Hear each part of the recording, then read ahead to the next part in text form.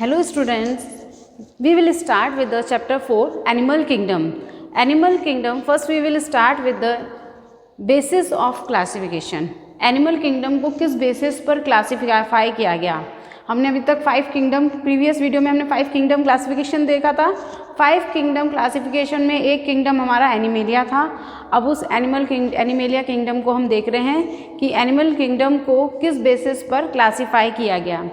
तो जो बेसिस थे वो फर्स्ट है लेवल ऑफ ऑर्गेनाइजेशन, सेकंड है सिमेट्री, थर्ड है सीलोम.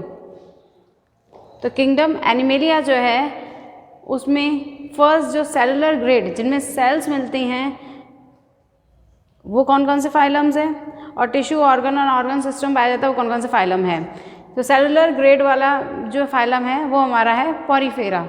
ठीक है, 2 टाइप के लेवल ऑफ ऑर्गेनाइजेशन मिलते हैं, या तो ऑर्गेनिज्म में सेलुलर ग्रेड मिलेगा या फिर क्या मिलेगा, टिश्यूज़ मिलेंगे या ऑर्गन सिस्टम मिलेंगे. सेकंड जो बेसिस था वो था हमारा सिमेट्री. सिमेट्री में या तो एसिमेट्रिकल होंगे एनिमल्स या फिर कैसे कौन सी सिमेट्री मिलेगी, रेडियल सिमेट्री मिलेगी, बायरेडियल सिमेट्री मिलेगी और बायलेटरल सिमेट्री मिलेगी. तो फर्स्ट हम देखते हैं कि रेडियल, बायरेडियल और बायलेटरल सिमेट्री क्या होती है. एसिमेट्रिकल मीन जिनमें कोई सिमेट्री प्रेजेंट नहीं है. सिमेट्री वो चीज़ होती है अगर किसी वो लाइन जो बॉडी से पास हो और किसी एनिमल को इक्वली डिवाइड करे, ठीक है, वो कहलाती है उसकी सिमेट्री. अगर किसी एनिमल को हम किसी भी तरह से कट करें, किसी भी डायरेक्शन में, मतलब सेंट्रल से होते हुए कैसे भी कट किया जाए, अगर इक्वल पार्ट जनरेट हो तो वो कहलाती है हमारी रेडियल सिमेट्री. बायरेडियल में केवल हमारी 2 कट्स ऐसी हों जो कि जिससे एनिमल्स जो हैं वो इक्वली डिवाइड हो तो वो सिमेट्री कहलाती है बायरेडियल सिमेट्री. और थर्ड हमारी बायलेटरल सिमेट्री. बायलेटरल सिमेट्री में होता है केवल एक ही कट ऐसी हो जिससे एनिमल को इक्वली हाफ में हम डिवाइड कर सकें. समझ में आया? सिमेट्री क्या है? सिमेट्री है कि वो कटिंग जिससे कि कोई वो जिस तरीके से एनिमल को कट किया जाए कि एनिमल इक्वली हाफ डिवाइड हो जाए. एसिमेट्रिकल में उसको सिमेट्री उसमें कोई प्रेजेंट नहीं है, मतलब उसको इक्वली हाफ डिवाइड नहीं कर सकते. रेडियल सिमेट्री में कैसे भी कट लगाओ वो इक्वली हाफ में डिवाइड हो जाता है. बायरेडियल में हम केवल 2 साइड्स ही ऐसी होती हैं जहाँ से हम किसी एनिमल्स को कट करें तो वो इक्वली हाफ में जनरेट हो. और बायलेटरल में क्या होता है, केवल एक ही साइड ऐसी होती है जहाँ हम एनिमल को केवल ऐसी कट होती है जिस कट से हम एनिमल को इक्वल हाफ में डिवाइड कर सकते हैं. ठीक है, सिमेट्री. अब नेक्स्ट हमारा सीलोम. बॉडी वॉल और गट वॉल के बीच जो कैविटी प्रेजेंट होती है उसे कहते हैं सीलोम. ठीक है, एसिलोमेट्स जिनमें सीलोम नहीं मिलती है और सीडोसिलोमेट्स जिनमें कि सीलोम लाइक स्ट्रक्चर मिलती है, मतलब बॉडी वॉल और गट वॉल के बीच एग्जैक्ट सीलोम प्रेजेंट नहीं होती है, पाउचेस प्रेजेंट होते हैं. पाउचेस में हमारी सीलोम प्रेजेंट होती है, इसे उन्हें कहा जाता है सूडोसिलोमेट्स. उनमें मेसोडर्म लेयर नहीं मिलती है सूडोसिलोमेट्स में.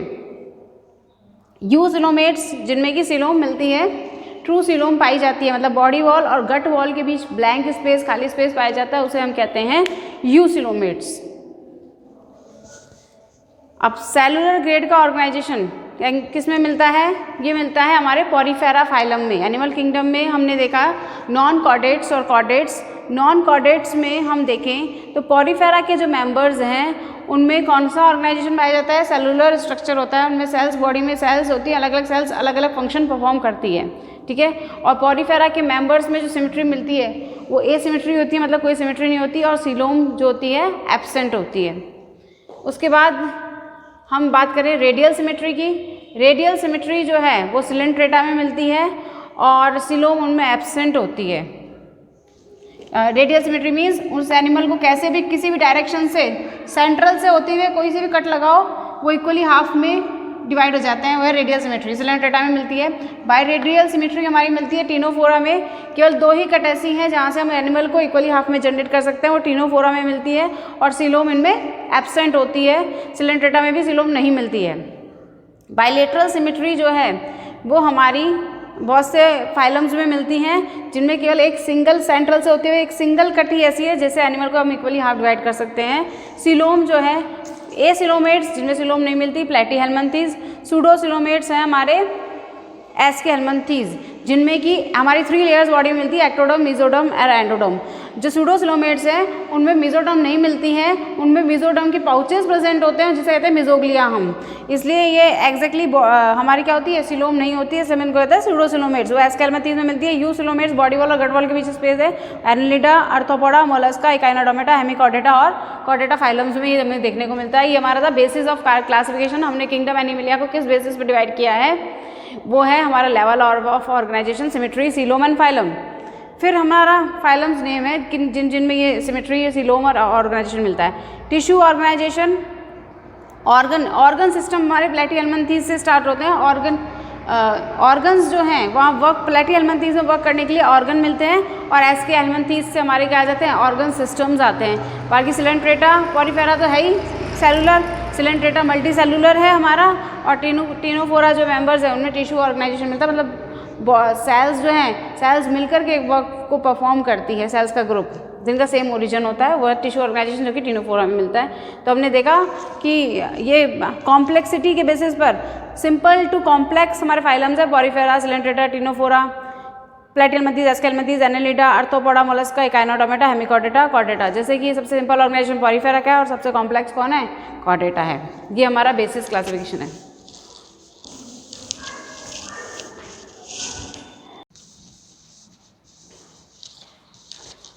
Kingdom Animalia is divided into non-chordates and chordates.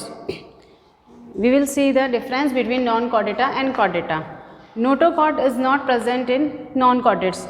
Notochord नहीं मिलती है नॉन-कॉर्डेट्स में, नोटोकॉर्ड कॉर्डेटा में मिलती है। नर्व कॉर्ड जो होती है वो सॉलिड होती है और वेंट्रल होती है नॉन-कॉर्डेटा में, और कॉर्डेट्स में नर्व कॉर्ड जो होती है हॉलो होती है और डॉर्सल होती है। गिल स्लिट्स जो हैं वो नॉन-कॉर्डेट्स में नहीं मिलते हैं, और कॉर्डेट्स में गिल स्लिट्स जो हैं प्रेजेंट होते हैं in any stage of life. Nerve cord जो होती है इसमें वो गैंग्लियोनेटेड होती है। गैंग्लियन मीन्स ब्रांच्ड मिलती है, गैंग्लिया होते हैं ब्रांच्ड होती है। जो नर्व कॉर्ड होती है उसको कहते हैं गैंग्लियन। नर्व कॉर्ड अगर ब्रांच्ड है जो कि नॉन कॉर्डेट्स में मिलती है तो कहेंगे गैंग्लियोनेटेड, और कॉर्डेट्स में नर्व कॉर्ड जो होती है नॉन गैंग्लियोनेटेड होती है, नॉन ब्रांच्ड होती है। पोस्ट एनल टेल जो होती है उनमें एब्सेंट होती है और इनमें पोस्ट एनल टेल प्रेजेंट होती है। डॉर्सल हार्ट जो है हमारे नॉन कॉर्डेट्स में मिलता है, इनमें वेंट्रल मिलता है। हीमोग्लोबिन और दूसरे रेस्पिरेटरी पिगमेंट जो होते हैं वो प्लाज्मा में प्रेजेंट होते हैं, और हीमोग्लोबिन और रेस्पिरेटरी पिगमेंट जो होते हैं इनमें आरबीसी में प्रेजेंट होते हैं। ये डिफरेंस है नॉन कॉर्डेटा में और कॉर्डेटा में बेसिक, ठीक है। फिर हम नॉन कॉर्डेटा के फाइलम्स देखेंगे। नॉन कॉर्डेटा में कौन से आते हैं, प्रोटोजोआ पॉरीफेरा, सिलेंट्रेटा, फिर टीनोफोरा, फिर प्लेटीहेल्मिन्थीज, फिर एस्केहेल्मिन्थीज, फिर एनालिडा, फिर आर्थ्रोपोडा, फिर मोलस्का, फिर इकाइनोडर्मेटा। ये सीक्वेंस है नॉन कॉर्डेट्स में। कॉर्डेटा के अंदर हमारे आते हैं Pisces, Amphibia, Reptilia, Aves, Mammalia. ये हमारे कॉर्डेट्स में आ गए।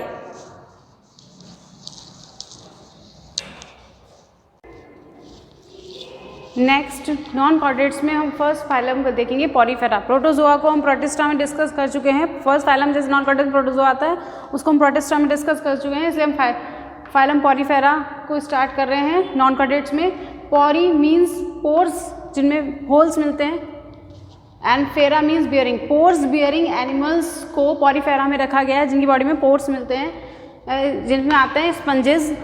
ये पॉरीफेरा के जो मेंबर्स हैं उनकी सेलुलर ग्रेड ऑफ ऑर्गेनाइजेशन है, मतलब सेल्स से बॉडी बनी है, और मल्टी सेलुलर हैं, एक्वेटिक है, सॉलिटरी और कॉलोनियल है। मतलब सॉलिटरी अकेले भी मिलते हैं और कॉलोनी बनाकर भी रहते हैं। एक्वेटिक है मीन्स वाटर में मिलते हैं। बॉडी कैविटी इनमें जो प्रेजेंट होती है वो कहलाती है स्पंजोसील। इनकी बॉडी में माइन्यूट पोर्स प्रेजेंट होते हैं जिसके थ्रू वाटर एंटर करता है। वाटर के साथ इनका जो फूड मटेरियल है वो भी एंटर करता है, रेस्पिरेशन के लिए गैसेस भी एंटर करती है। तो माइन्यूट पोर्स जो इनकी बॉडी में प्रेजेंट हैं वो कहलाते हैं ऑस्टिया, और जिसके थ्रू एंट्रिंग जो होती है वाटर की वो होती है ऑस्टिया के थ्रू, जो उनके माइन्यूट पोर्स बॉडी पे प्रेजेंट हैं, पूरी बॉडी पे प्रेजेंट होते हैं। और जो बाहर निकलता है वाटर वो एक सिंगल ओपनिंग के थ्रू बाहर निकलता है, उस सिंगल ओपनिंग को कहते हैं ऑस्कुलम, जो कि अपर साइड पर प्रेजेंट है। और इनकी बॉडी जो कैविटी है उसको कहा जाता है स्पंजोसील, ठीक है। और वाटर कैनाल सिस्टम प्रेजेंट होता है, जिसमें वाटर कैनाल सिस्टम मिलता है रेस्पिरेशन के लिए, एक्सक्रीशन के लिए एंड डाइजेशन के लिए। कौन सा सिस्टम प्रेजेंट है, वाटर कैनाल सिस्टम प्रेजेंट है इनमें। स्केलेटन जो होता है इनका, बॉडी स्केलेटन जो होता है वो कैल्शियम कार्बोनेट का बना होता है। एसेक्सुअल रिप्रोडक्शन मिलता है इनमें, बर्डिंग और जेम्यूल्स के थ्रू एसेक्सुअल रिप्रोडक्शन होता है। फीडिंग के लिए एक स्पेशल टाइप की सेल्स प्रेजेंट होती है जिन्हें कॉलर सेल्स और कोइनोसाइट्स भी कहते हैं। और गोनेट फॉर्मिंग सेल्स जो होती हैं उनका नेम है आर्कियोसाइट्स। डेवलपमेंट जो होता है इनमें इनडायरेक्ट होता है, जिनमें larva present, indirect development means larva present होगा उनकी लाइफ में। तो लार्वा कौन सा मिलता है, एम्फीब्लास्टुला और पैरेन्काइमुला लार्वा मिलते हैं। इसमें एग्जाम्पल साइकन ग्रेंशिया है, ठीक है, बाथ स्पंज है, और इनको स्पंजेस भी कहा जाता है पॉरीफेरा के मेंबर्स को। तो ये हमारे पॉरीफेरा के कैरेक्टर्स हो गए।